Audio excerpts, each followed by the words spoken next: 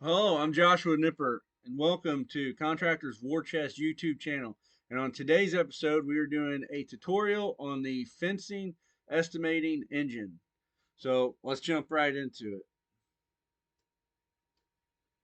it. All right, guys. So whenever you first open up the estimating engine, it's going to land you on the disclaimer tab. So I want to bring your attention to the right in the middle of the page. It'll say for any issues, questions, technical support, please contact us at contractorswarchest.com or at gmail.com.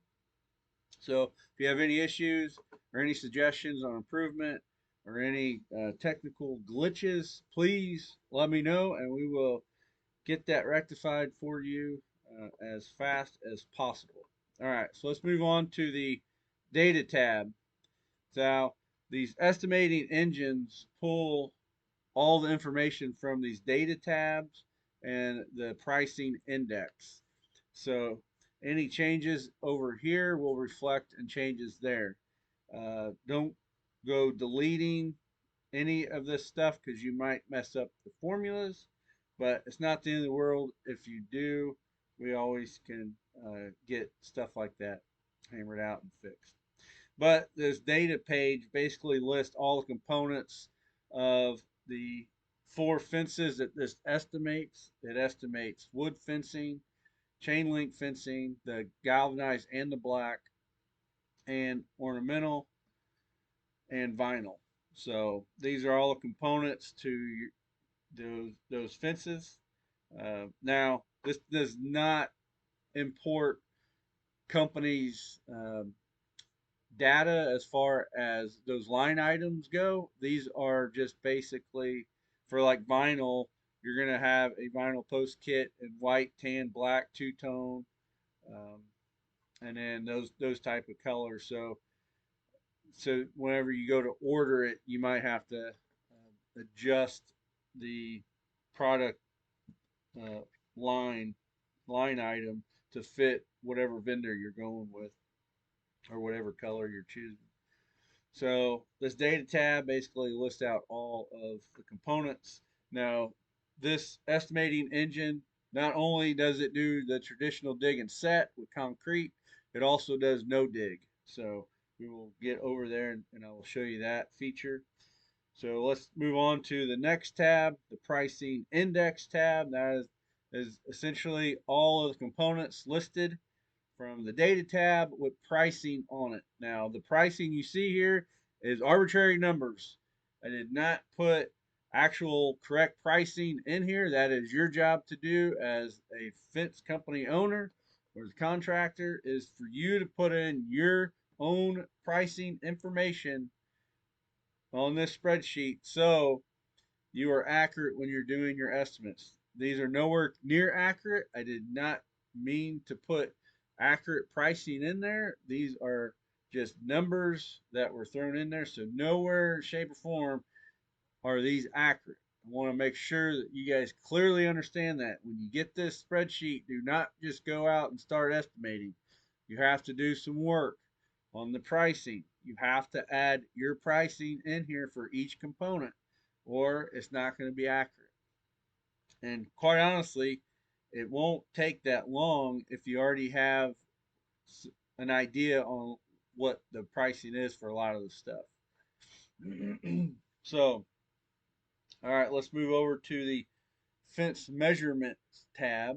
So that's basically how this engine works is you have to build out the fence. So the linear feet of the fence with corner posts, gates, and all that stuff. So it's important to note on these estimating engines, anything on here is anything in yellow can be changed. It's supposed to be changed, is inputted by you. So those are boxes that you can uh, change to whatever you want your information essentially. So the first tab we come up to here is the fence type. Now you notice there's a drop down menu here, and it's going to bring up the four types of fences that this estimates. So we have wood, vinyl, chain link, and ornamental. Um, so let's do, and this does do the both traditional dig and set and the no dig, and I will show you a couple of sample examples of that. So we'll pick wood here. Now note, I had it on vinyl just now, and I changed it to wood. Now you will have to go over here to the build section on the item and individually delete your last um, your last fence that you estimated, so it does not give you false material lists on the next tab. You have to delete that out. So you're starting with a clean slate. And we'll go down here and delete that. So now you got a clean slate. Now you can start building your fence. So let's go here to side one. So this is where we're going to put our linear feet in for each side of the fence. They go up to 12 sides. So if you have a fence that has more than 12 sides, then you're going to have to get maybe double up a side to get the actual linear feet, but hopefully you don't have more than 12 sides. So let's say side one is, we'll say 15 feet. Then side two, we will say is 60 feet. Side three is 95 feet. Side four, we'll leave it 40, and side 12, we'll leave it 12. So that gives me a total linear feet right down here of 222 linear feet. Now right below it is the section length. So there's a drop down menu. It does 6 feet section length, 8-foot section length, and 10-foot section length. Now you're probably wondering, why does it do 10-foot section length? Well, there's a no dig fence out there. I believe it's the King Plus method. They use a 10-foot section length for the no dig, so that's why that is in there for those contractors using that type of fence. So let's just we'll keep it on the 8-foot section length for now, and then we will go down here to the total sections. And so as you see, it says 28 total sections. Now we can change the gates. How many gates do we want? So just to reiterate on the gate piece, if you have one 4-foot gate, then then you would just put one 4-foot gate. Now if you have a double gate, like an 8-foot double drive gate, well, each side is considered a gate in this engine. So basically, if you had one 8-foot double gate, and then or one, let's say 10-foot, one 10-foot double gate, each side is 5 feet, and then you have a 4-foot gate on the other side of the fence. That is, you have 3 gates in this engine. So to calculate the right amount of material, that's what you will put here. Line post, we have 24. Now, the end post and corner post, you don't need to mess, you can zero out the corner post. That is essentially for your vinyl and ornamental type fencing. That will ensure that you get the correct post for your job. So in wood, it don't matter. So just go ahead and put 0 there, and then your end post. So your end post, we will say we have um, just 2 end posts. And so we have total post of 33. Now we can go down here below to the concrete per hole. Now if you're doing a traditional dig and set with a 4x4 post or a steel post or whatever your application is, then you can put how many bags of concrete you're going to use. So let's just say we're going to use 2 bags of concrete per hole. And you can even do 2.5 bags if you wanted. You can add a decimal in there and it will calculate it just fine. But for this scenario, we'll just say we're doing 2 bags per hole. So total concrete needed 66 bags. Now right below it, you'll see a tension bar quantity. That's specifically for chain link fence.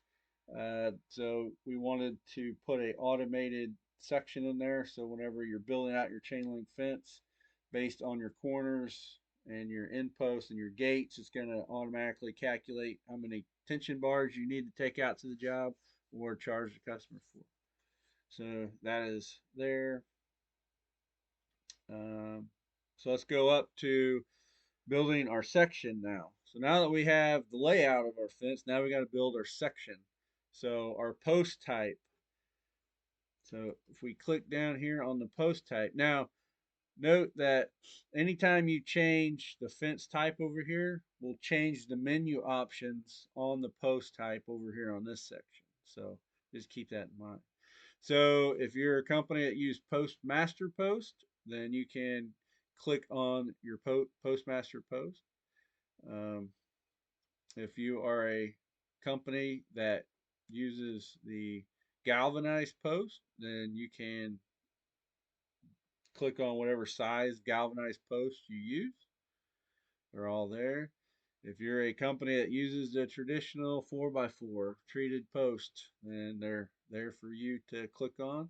There's even 6x6 post here. If you see a post that you use that's not on here, uh, let me know in the comments below, and I'll see about getting it added to this engine. But for this purposes, we're just going to use a um, 8 foot 9 foot Postmaster post for this because we'll say it's a 6 foot tall post.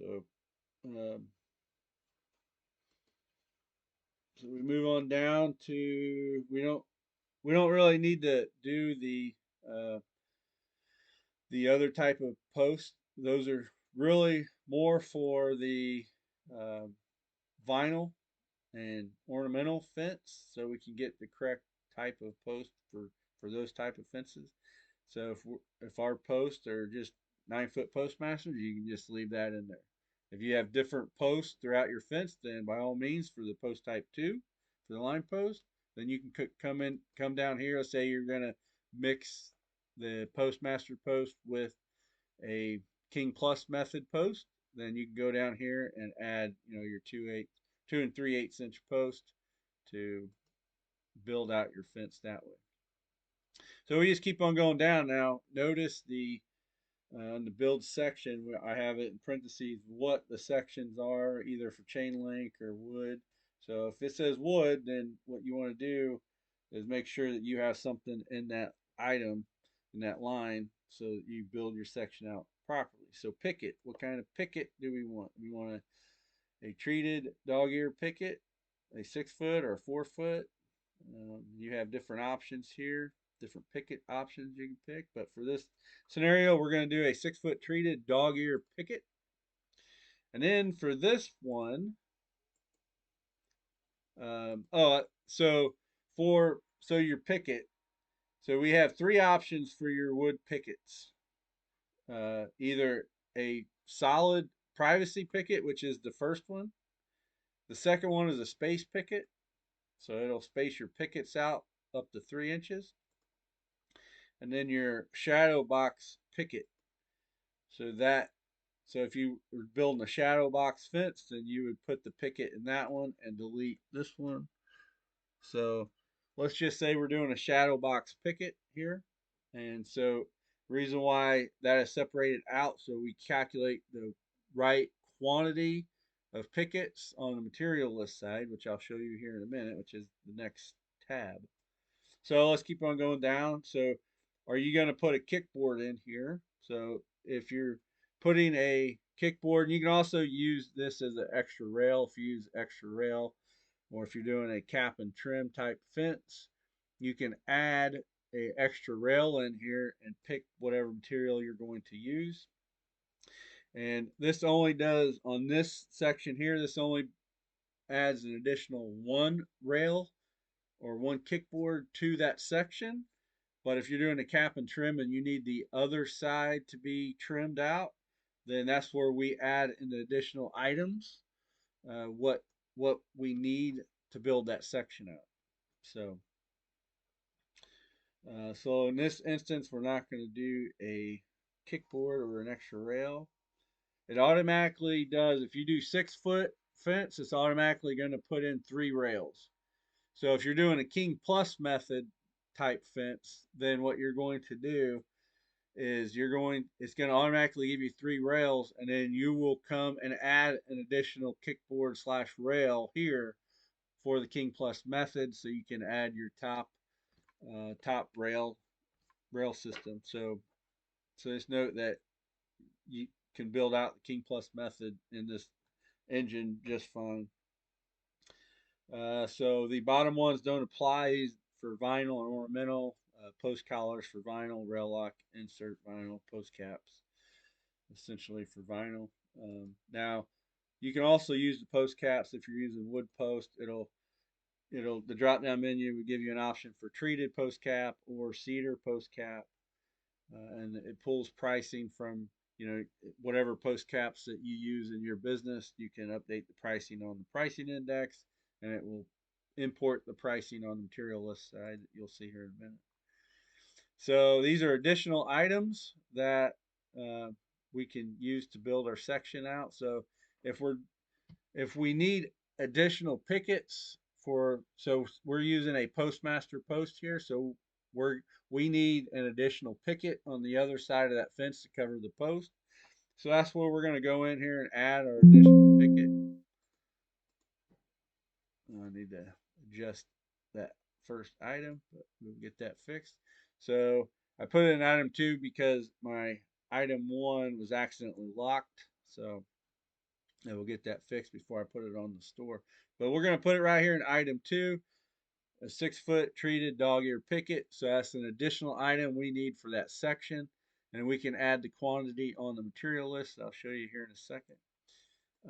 And if you are building boxes around your King Plus method style fence, then that's where you can go down here and add, if you need an additional 2x4, or if you're building out a cap and trim fence, then you can go down here and add in your trim. If you're doing a 1x4 treated 1x4 cedar, whatever you're using to trim out your other side of your cap and trim. Go ahead and delete that for now. And then this concrete one right here is a placeholder for you traditional dig and set guys. It'll automatically be in that spreadsheet. Even on the material list, you'll see it. So anytime you put, so we still have concrete showing over here. We're going to zero that back out though. It'll automatically populate on the material list on what you need to bring to that job site. All right, now we can build out our gates. Now you will see in here um, a 4-foot gate treated, 5-foot gate treated. Now you don't necessarily have to input that into the build gates section, because all that material is being calculated as well, because it calculates based on the amount of gates you have over here. So it's going to automatically increase the amount of 2x4s and stuff like that, but it will not calculate hinges. So if I put that in there, the 4-foot gate, 5-foot gate, 8-foot double gate, 10-foot double gate, specifically for if you wanted to add additional cost to building that gate. So if you wanted to say, okay, each gate that I build, I'm going to charge an extra $50 or whatever your business does. Not every business charges the same way, so that's why I put that in there. I am not going to put it in this example. What I will do though, I will put a gate latch hinge kit. So that will be an item that I will need to build gates. Now I don't need to put the quantity in here yet because we're on the material list side. That's where I can adjust that number. All right, so I think we are set. We forgot to do our rails. So let's go back here. 6 foot 6 foot wood fence or 4 foot wood fence. If you do a 6 foot wood fence, you pick your rails and what you're going to use. We're just going to use a treated pine 2x4x8. If you do if you're doing a 4 foot tall fence, then it's only going to calculate 2 rails per section. A 6 foot fence will calculate 3 rails per section. And again, if you need an extra rail, you can always add one with the kickboard section right here. All right, so I think we are set to go to our material list section and see what we have. And so as you see here, it lists out the material section. So we have a 9 foot Postmaster post. It automatically tells me the quantity that I need, the unit cost, and then the total cost of what that's going to cost. And then it's going to tell me I need 676 treated dog ear pickets. Now I did add some extra pickets down here, which I don't really need because it's a shadow box fence. But I just wanted to show you how you can add those for Postmaster post if you were doing a traditional fence. It's going to give you a unit cost, and then the the rail, what the rail system is. We're using a 2x4x8 treated pine. So it looks like we will need 99 of those. And so it's a total cost of $594. And then down here, remember anything in yellow you can change out. So we can zero out the areas we're not using. So 6 foot treated dog ear picket. Do I need extra ones of those? We'll just say, yeah, we're gonna bring an extra 20 pickets to the job site. So let's go down here to the bag concrete. So these are 50-pound bags. So uh, you can't change the quantity here because this is a direct import from the fence measurement. So this will if whatever how many bags you need per hole will update this line here and tell you what you need for your concrete. So down here at the gate latch hinge kit item, you can change the numbers. So if you need 2 or 3 or whatever, so we need 3 in our case, um, then you can put the number in here and it's automatically going to tell you what you need or how much that's going to cost. And so it's going to give you your total material cost up here. So $3,384 is the total material cost. Now it's important to note this. So on the additional items here, um, there are items that you can add, such as your 1 3/4 inch ring shank galvanized hot dip nails. You can add those for your, what you put your pickets on with. So since we're using a Postmaster post, we need to put a 1.5 inch exterior screw number 10. We'll do that. We'll do the stainless steel number 10. And if you need some screws for your gate, go back down here.